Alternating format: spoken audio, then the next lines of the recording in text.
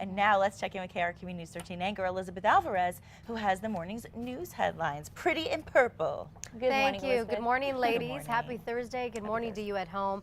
We start with some overnight news to tell you about happening out in northwest Albuquerque, where police surrounded a home and blocked the area off for a while. Now, this happened earlier this morning, and during it all, we have learned that shots were heard. The home is near Candelaria and 4th. Cops were called there in reference to a domestic dispute. Police on the scene told us that while they were investigating, shots were fired. The SWAT team was called, and before they got there, the suspect inside came out of the home peacefully and was arrested. Fortunately, here, no one was injured. From age and gender to education level, the state study recently that was released gives a pretty comprehensive look at the people behind New Mexico's DWI problem.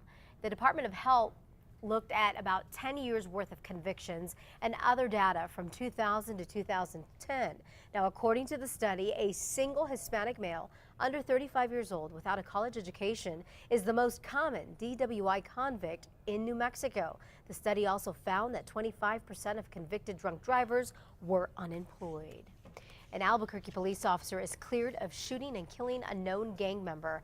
Police got a tip that Daniel Tillison was stealing and selling stolen stereo equipment in a parking lot near Central and Wyoming last year.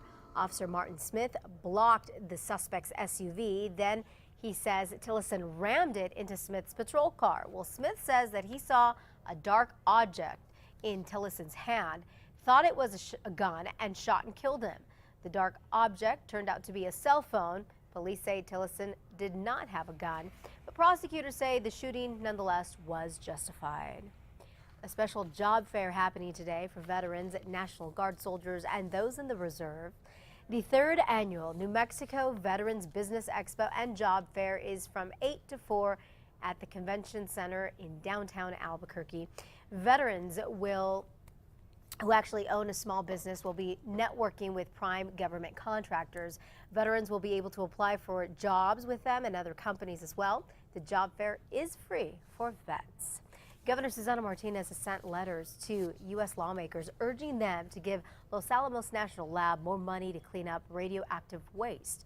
The deadline to clean up the waste is June of next year. It's above ground, and most of it's been there since 2000. Federal budget cuts are threatening to slow down the cleanup process and force 120 jobs to be cut. The U.S. Department of Energy requested $40 million to complete the cleanup. The governor toured the area yesterday and warned if the deadline is not met, she will turn up the heat on the feds. There are fines and penalties that can be imposed, and they're quite hefty fines and penalties for not meeting that agreement. Right now, cleanup is about 40% complete in the area. That wraps it up for your Thursday morning in headlines. Be sure to catch Matt, Kristen, and myself every weekday morning on KRQE News 13 beginning at 4:30.